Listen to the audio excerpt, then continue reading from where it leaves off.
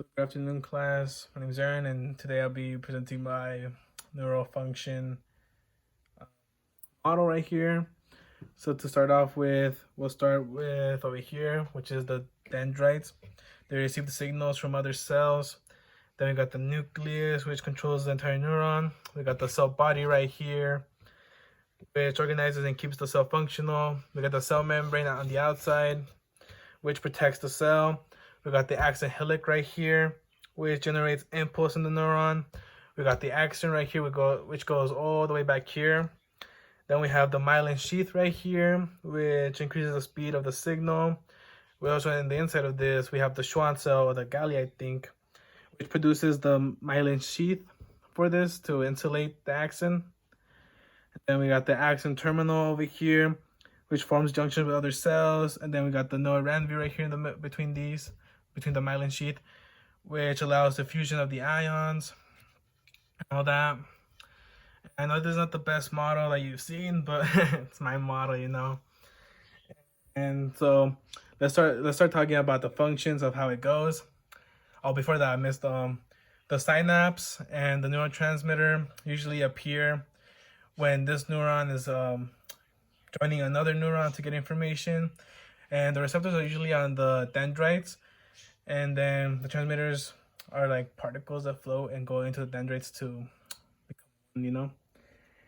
And so the neuron cell usually starts in a resting potential, which means that everything is negative, nothing is moving into action, it's just nice and relaxed, you know. And after it gets stimulated enough by sensory neurons, it goes into the phase called action potential, which is a rapid change in voltage, which goes through the whole axon with positive ions in there. And we got ion channels, which are channels that allow chemical ions to enter from here to over here, or exit over here and all that, the membrane, and to generate the voltage for the resting and action potential.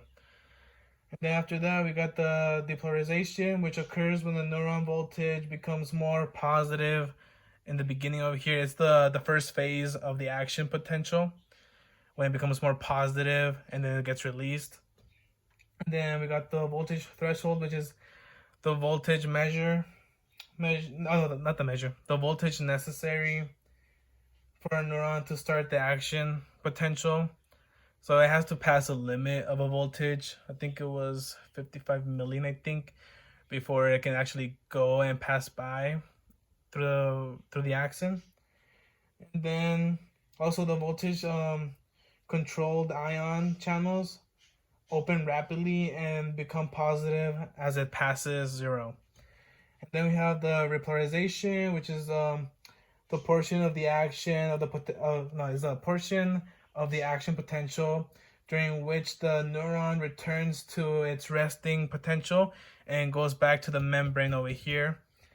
Then we got the refraction period, which is the period time that the neuron